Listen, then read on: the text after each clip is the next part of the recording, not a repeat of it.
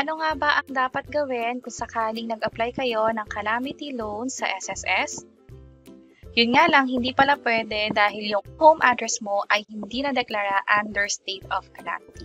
Tara, pag-usapan natin. By the way, kung first time mo sa channel na to and gusto mo pa ng mga online tutorial videos katulad nito, please click the subscribe button. Kung sakaling mag-a-apply ka ng calamity loan sa SSS at ang nakikita mong loan application ay rejected at ito yung dahilan, pwede mong ipa-update yung home address mo. Pero siguraduhin mo na doon ka nga nakatira kasi hihingan ka nila ng eksaktong address natin. Dito sa update contact info sa SSS, ito yung home address.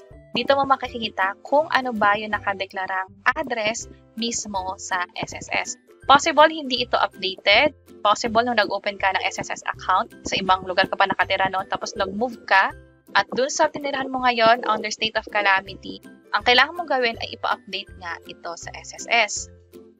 At ipakita ko na rin very quick yung mga lugar na under state of calamity. Ito yon, yung ibang municipality sa Metro Manila, Bataan, Bulacan, Pampanga, Rizal, also sa Cavite, Batangas, at ibang lugar sa Mindoro. Possible hindi ito updated. Pwede nyo i-double check sa lugar ninyo sa munisipyo or sa balita kung nadeklara bang under state of calamity yung lugar ninyo at pwedeng makautang ng pera or calamity loan sa SSS.